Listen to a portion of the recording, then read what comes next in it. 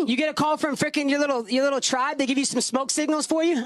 What is going on, everyone? Welcome back to a new MMA Mafia podcast. Today it is just me and JP. Johnny unfortunately could not make it, but we've got a good wee show for you guys today. JP, first of all, how are you, friend? You good? Not bad, I'm not bad. I'm very excited for next week, though. Well, it will be when they're watching this, of course. This will be very soon, possibly tomorrow. Very excited for these fights, though. Oh, some great fights, man. But before we dive into them, we'll start last weekend. I mean, but before we went into this fight card, it looked like the best fight night card of all time, and it did live up to it, like, no doubt. We had Woodley versus Covington. I mean, Colby Covington. We did kind of think that was going to happen, but another masterclass from him. I think it's going to be interesting to see what you do next with Colby, right? Because, I mean, obviously he's completely dominated Woodley, but he's still coming off the loss from Usman, so you can't put him straight back in there against Usman, obviously. You have to give him one, or maybe even two more before he gets another fight, right? Against the champion, if that is still going to be I think Usman. you could easily put him in there against Usman, man. I mean, that Straight wasn't away, like, though. oh yeah, mate, that was such a close fight the last time. That literally the It was only a close fight, for sure. But like I that. think he's going to fight against... I think he fights Masvidal or Edwards beforehand. Yeah, I'd like to see either. See, to be honest, man, either of those three names, Usman, Edwards, or Masvidal, I think would be, Just mixed amazing. up. But It's the such an last fight with exciting welterweight Usman, division. yeah, for sure. The last fight with Usman, that was one of the most competitive fights I've ever seen, man. I want to just see that as soon as possible because if I mean, for a lot Colby, of people, one of the fights of the year. yeah, no, for sure. See if Colby becomes a unified champion, man. Oh my God, UFC's going to go up in flames, man. But I again, mean, another fantastic performance by him. And I noticed in his performance that he looked a little, what's the word I'm looking for? A little more smart with his fighting. It kind of reminded me of Gaethje recently with Ferguson. Like he wasn't just throwing hundreds of strikes, going for the wrestling straight away. He was a lot more tactical with it, which I really liked. And maybe that was to counter, Woodley's power. But a perfect performance by him. But as I've just said there, Woodley. I mean, what do you do with him now, man? I don't know what to do with Woodley. I Actually, think JP? Let me change that. Is he falling in and out of love with the sport? is he falling in and out of love? Is he obsessed with the curves of the octagon? I don't know. But the thing is with Tyron Woodley, I think it's going to be very interesting to see whether Dana White doesn't like Tyron Woodley. And that's that Yeah. Tyron Woodley's kind of brought that upon himself. I think, especially with some of his antics just recently in the build up to this fight, right? So I think he's fallen down to 7 in the rankings. Typically, you're going to make a guy, you're going to have a loss, fight another guy on a loss, and Yeah, you're kind of looking at those rankings. It's like, do you maybe feed him to someone like Jeff Neal, who needs a big name to maybe rocket up the rankings and become a big player yeah. in that division? Or I do you give think. him to someone like Lawler, make Lawler Woodley 2 as a retirement fight for maybe both of them? Yeah, I like what you're thinking, but I think someone like Jeff Neal, someone, that's kind of trying to break into to get a big fight even. I think that's To the build a best move name. for Woodley now, man, because you can tell at the top echelon of the division, he's just not there anymore. I mean, he could very well get back there, but if you give him He's a falling in Jeff and out. Neal, someone like that, it would bring out, I don't know if it bring out the best in Woodley, but just an easier time round because you've probably seen in the headlines he has lost 15 rounds in a row, but it's He's not as lost if 15 rounds. he's not been fighting jobbers, but do you know what I mean? He's been This fighting is the the thing. absolute He's best. fought the best of the absolute best, and he's not even been like he's not exactly taken an immense amount of damage in those rounds either. I'd say he's Yeah, just been dominated and outclassed, apart and from the last one, obviously, for his rib. But yeah, that's true. But in terms of like, he's not been knocked out viciously. He's not taken an obscene amount of damage, for example, like Ortega Holloway. Nothing like that. But yeah, you just feel like I don't really have a desire as a fan to see Woodley fight for anywhere near a belt anymore. I'd rather see him just, it would be nice to see him throw a right hand. In all honesty, at this no, point. for sure, for sure. I think, honestly, mate, I think if he's ever gonna like, it's so hard to see a title for him in his future, even a title fight. But I Just with think his age as well. I think his best bet would honestly be going up a weight class. Like he's talked Mm, about that for years now, he's and talked about it, even when Bisping was champ. like, but then again, man, I mean, him versus Apollo Costa, like, I'm looking through that middleweight division. You think like what? Izzy versus Woodley. Obviously, it wouldn't happen, but if it did, that would who be a is he? I'm just reading through that middleweight division like as Mhm, potential matchups for Woodley. Like you go Izzy, Whitaker, Costa, Cannonier, Hermansson, Romero. I don't see yeah, Woodley beating any of them. nah, I mean, obviously he's beaten Till, but Till would have a huge size advantage at this time. he would. So But Brunson maybe, but even then, I think Woodley. I mean, he's falling in and out of the game as well. I don't really see him. His mind is not purely on MMA anymore, and we're seeing with guys like Conor at a higher level, obviously in terms of fame. But once you've got an No, eye out of the game, it's very difficult yeah, to no, be I agree with you. motivated McGregor, I and agree, I agree there, age is catching but up. yeah, no, for sure. If somehow he gets that fire relit, I mean, 185, It as would be you've just said. interesting. I think it makes sense But potentially. Like, let's say, do you want me to tell you why it's interesting, right?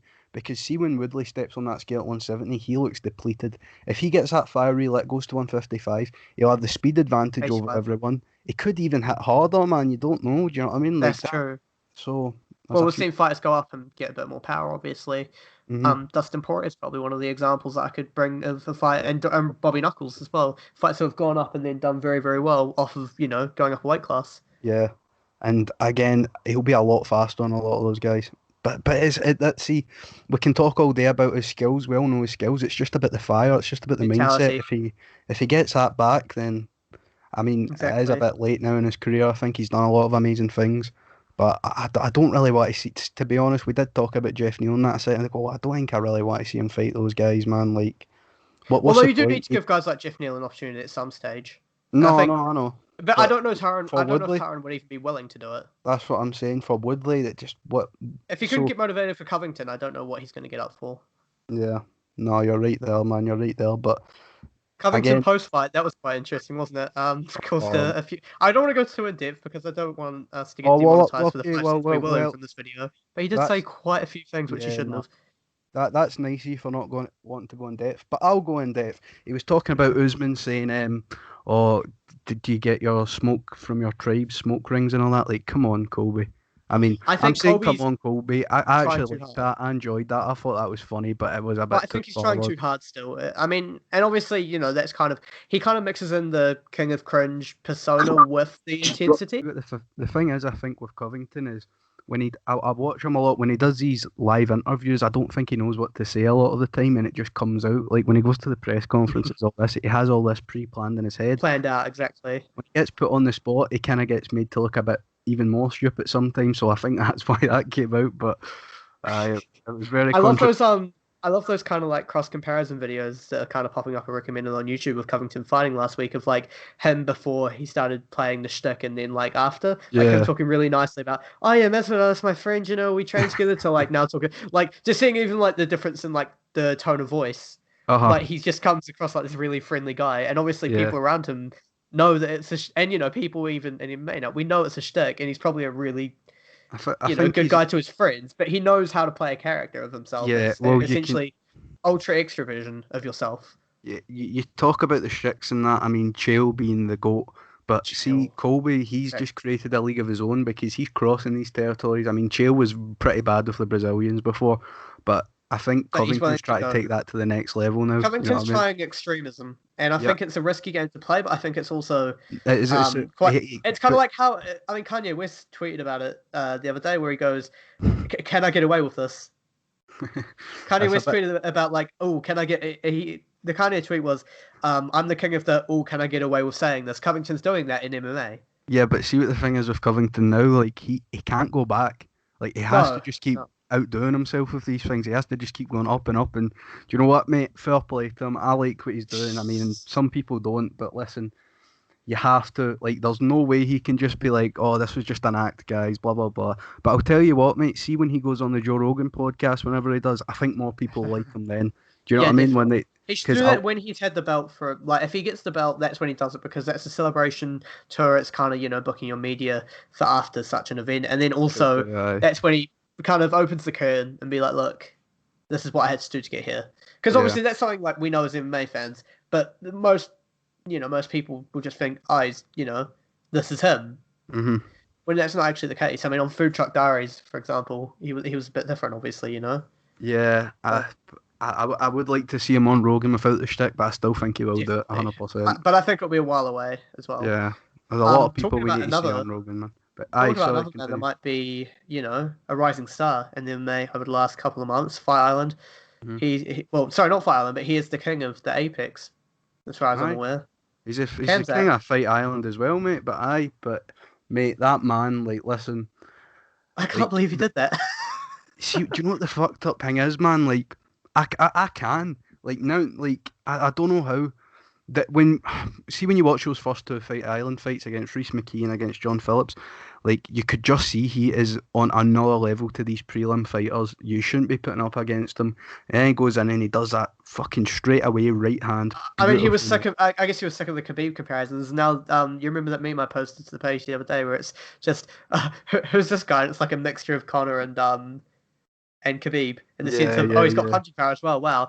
It'll be very interesting to see how the UFC manage him. I mean, I don't know if they're going to throw him in straight away with a Stephen Thompson with a ranked guy. Whether It they give says him, maybe sorry, we'll mate. build him a Sorry, bit more. sorry. It says Stephen Thompson, not Stephen Thompson. But you can continue. Whether they build him a bit more, or whether they throw him in the deep end a bit early. I think this boy's talents is you have to like a lot of guys get rushed like Darren Till. He got rushed, but That's true. Darren Till hasn't shown the skills that he has. This is like a different situation, I think. I mean, a lot of fighters get rushed when they shouldn't be getting rushed. He is a fighter that should be getting rushed, I think, because That's true.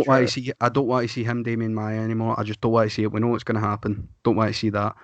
I'll Who's tell you what, against but I think Woodley? I seen. There's a few fights I've seen on Twitter. Like everyone wants to fight him now. Obviously, Martin Yeah. Vittori. That was one I seen got thrown around. I Ooh. kind of like to see that, but the one I Vittori's really, a dangerous guy, man. Like Vittori, it's a good fight, mate. Good fight for him. But listen, exactly. the one fight that I think right now would be perfect for him is Neil Magny. Neil Magny will give him a really good Yes. fight. Has amazing cardio, well-rounded, everywhere, Neil long, Magny's on the tall. up, so it would be interesting to Exactly, it see. makes And again, sense. it And, lines and up with the UFC booking a winner against a winner. And also, the people saying that Leon Roberts should take this fight, fuck off. Just fuck off, mate. Why would they do that? Everyone's saying, oh, you can steal his hype. Leon Roberts doesn't have to do anything, right? He doesn't have to do anything, doesn't have to go steal anyone's hype. He's that type of fighter, kind of like Tony Ferguson. Tony Ferguson hasn't been popular in, like, till the last 5 years. He was on a run. He never got the big fights. That's what Leon Roberts is doing. If he just keeps winning, then he will, you know what I mean? Everyone He'll will start eventually to love climb him. up, and people will notice That's and it. be like, "Oh wow, this is I'm a legit surprised guy." people don't already, mate, because I seen some guy on Twitter, and I don't know if you seen me reply to him. I kind of roasted him a bit. He was saying Leon Roberts wants a fight after losing a close fight to Gunnar Nelson. First of all, Gunnar Nelson, it was not a close fight. He dominated him. He elbowed fuck out of him. Second of all, his last fight was RDA, who he fucking dominated big time.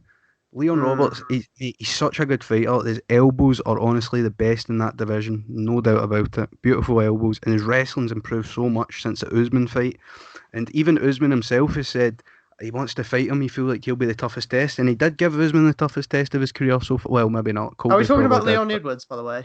I've said Leon Roberts, and I kind of You said noticed Leon that. Roberts, I, and I I didn't know. know. I didn't know we were to interject. So I was like, Mate, I noticed that. Do you know what's funny? I noticed that a second time. I'm like, if I just fucking said that, but I just kept rolling with it, mate, because you know what? I roll with the punches. Everyone's going to think I'm talking about the ref. like Leon Edwards is a Yeah. fantastic player, and I really do think he deserves something. You know, I mean, they've got the whole Masvidal thing; they haven't been able to capitalize on that. I think he's probably next in line after Burns for a title shot, above Colby on form on what he's done recently. But Uh-huh. again, Usman's already. It's like it's kind of between Edwards and Covington. You could make that fight, but I don't really think it's a sellable fight from that point of view. However, The from Roberts a one. competitive point of view, I've just said Roberts again. What's wrong with me, again, mate? but Do you know from a why it is, competitive point mate? of view, if why? Oh, never mind. You're on a rant. Go on. From a competitive point of view, I think Colby versus Edwards. If you want to go, who's the number one guy? That's how you do it. For the next Makes fight sense. after Usman and Burns, that is, because that's Yeah. clearly what they're doing next. No, that does make a lot of sense, but I don't know, man. I think Masvidal has to fight one of those two. To be honest, like I don't like you could I match think them they're two gonna up, they're but gonna do Masvidal. I think Masvidal's gonna do BMF next, though. He might as well. yeah, but see that Covington Edwards fight that doesn't really make a lot of sense for the UFC because Masvidal Not can from a fight either. soul, not from a Ma- soul standpoint, but from a competitive standpoint. If you're thinking, I want the number one guy, that's how you Mhm. find it. Aye, but I don't know, man. I think Covington waits out. He campaigns for the title shot, Yeah. and like I think they could easily do him and Usman again. But they After wouldn't have what they Burns. wouldn't have a Oh, sorry, problem after selling it. Usman and Burns. Yeah, no, not Usman Bonds, Usman Covington. No, After, after. yeah, yeah, yeah, Yeah, yeah. yeah, afterwards, yeah. But then, well, I guess you could go Leon and Masvidal, but I don't think Masvidal needs that as much.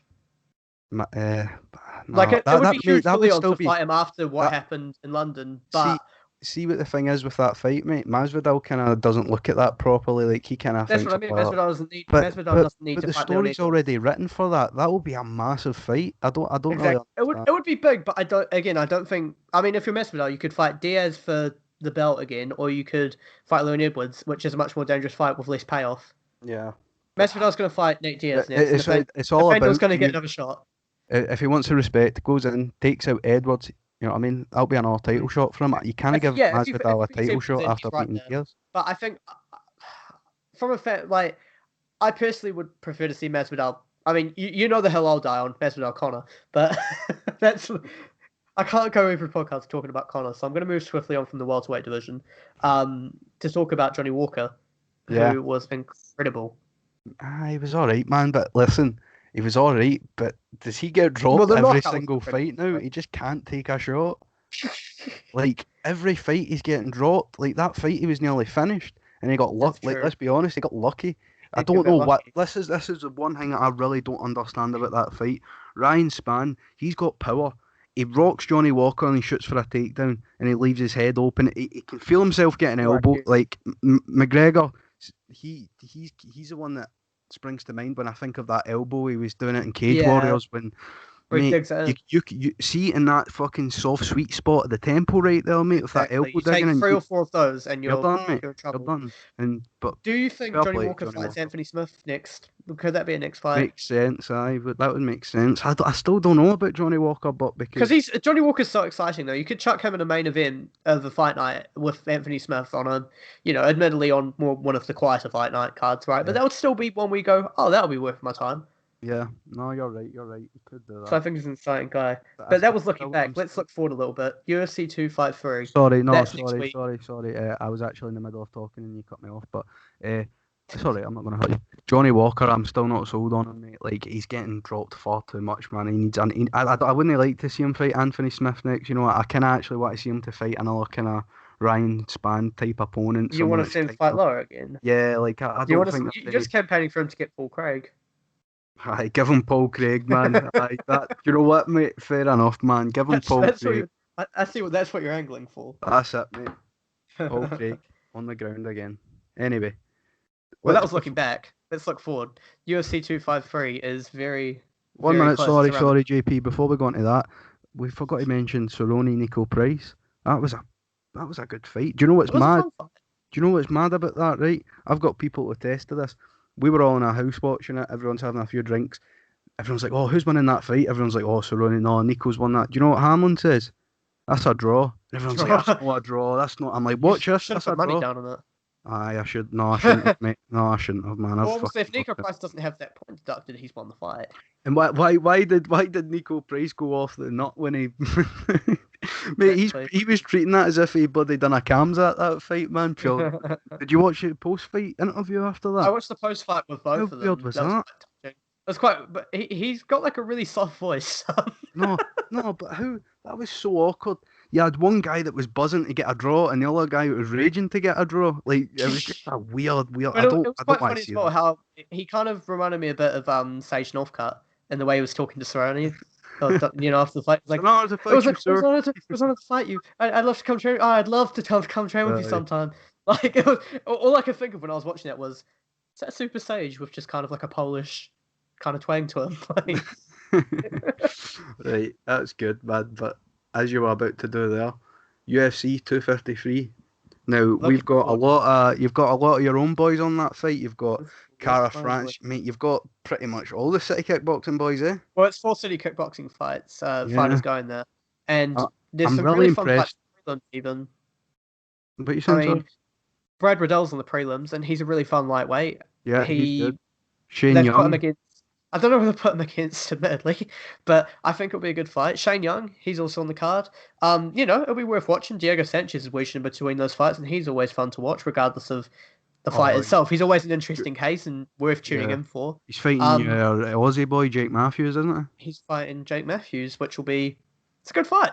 It's a really good fight for Sanchez because Matthews is good, but he's nothing special. Exactly.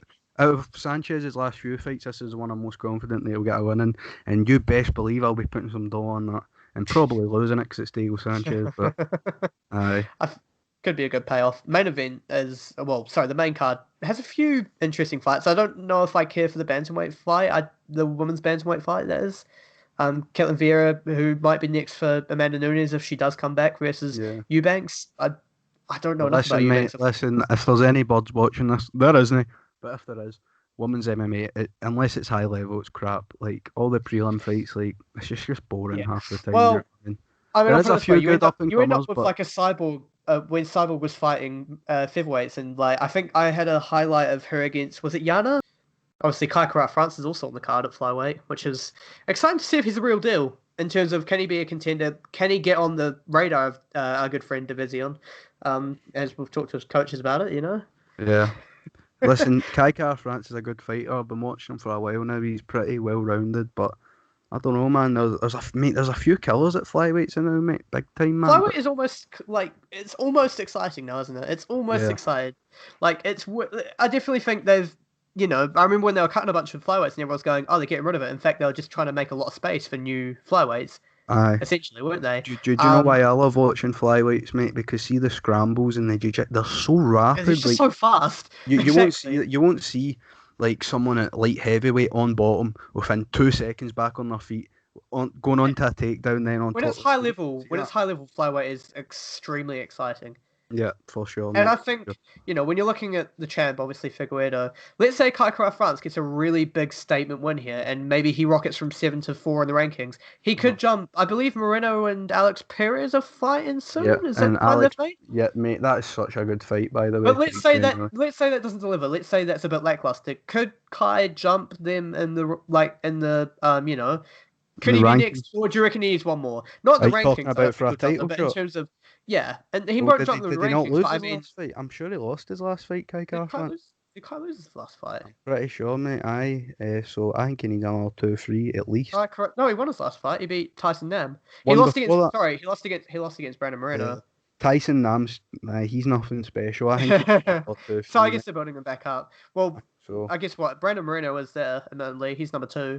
yeah, and I'm not. I think Alex Perez will beat him if I was putting money on it. Perez is really good, man. But So that could be the next fight for Division. listen, mate, UFC's booming every weight division. So what I think after Kai Kara France? Well, after Kai is the light heavyweight title fight, the co-main event. That's Dominic Oh, Reyes. Yeah, Beautiful fight. Such a tried good to pronounce fight, man. that. See, But I'm really excited.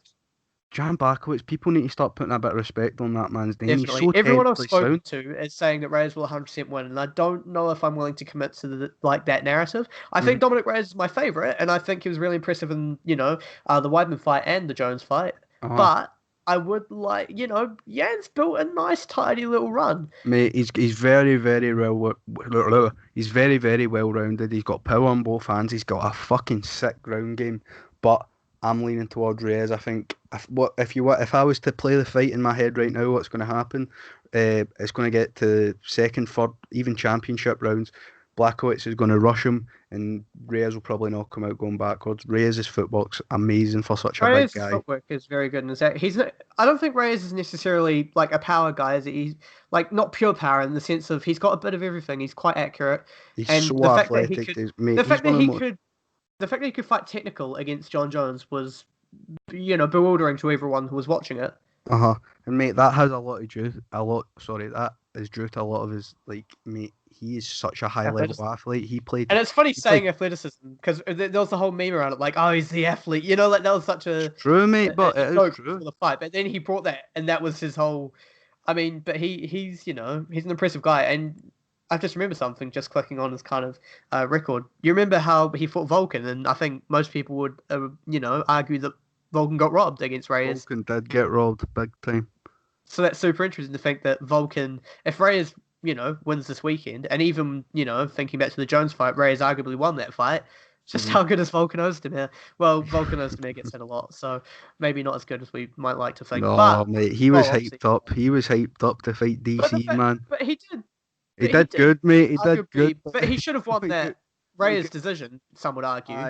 He should have won that Reyes decision, but before DC, they were kind of just looking for someone to DC. They needed someone. I mean, similar to when DC wanted to defend the heavyweight title, and he ended up fighting Derek Lewis. Mate, Vulcan got put on his back by DC and just got exposed, man. But as you're saying, I think he won that fight versus Reyes. Was that in London? I think maybe I can't remember. But anyway, main event time. John Pizzle, Israel Adesanya versus Borrachina. Paulo This is Costa. such a fun fight. This is such an exciting fight. And I was going to ask you for your prediction, but with that accent, we all know who you'll, we all know. I think Israel Adesanya in the 4th round. I think Paulo Costa's going to come in really heavy round 1, round 2, and I think he might even, he might drop Izzy. He could. I mean, he's got that insane power, and he's going to be putting insane pressure on Israel, and it's going to be a really wild first round or two, I think. But Israel's going to, I have faith that Israel can pull through, and he can not take too much damage in those first 2 rounds, enough for Costa to get out, and then he can pick him apart from range. Yeah. And I could see a late knockout for Israel Adesanya, or even a decision, admittedly. Yeah, I could see an easy decision, and I think honestly, like, Paulo Costa's arms are so short, right? And Izzy is so bloody long, mate. Izzy. That shut up. I could see Costa getting a TKO victory, ground and pound, but early though. I think Izzy's it's one of those way fights too where it's Costa technical. early, Israel late, kind of. That's the way I see that going. It's gonna make it's a bull versus a wizard. That's what it's gonna be. Matador. A bull I think running. that's how Israel just I can't get my words out. The way that Adesanya described it was it's a bull versus a matador. Did he actually say that? Yeah, that's the way he said it. I didn't know that, but anyway, that is exactly true. But then again, man, Costa can land, but Costa can land. I think if Costa lands early, it will tell us a lot about how it's going to go. If he lands a big punch and you see it on Israel's face where he's like, for example, remember that punch Romero landed on Israel, in the first round. If Costa lands that, it could be. But if Costa lands that, if it puts Izzy on his ass, that will tell us a lot. Yeah. About the amount of steroids Paulo. No, but there's no need for that, man. It's insane. He has like 30+ hits. Yep, mate. Listen. It's ridiculous. See, Paulo Costa, he could very, very well win this fight, right?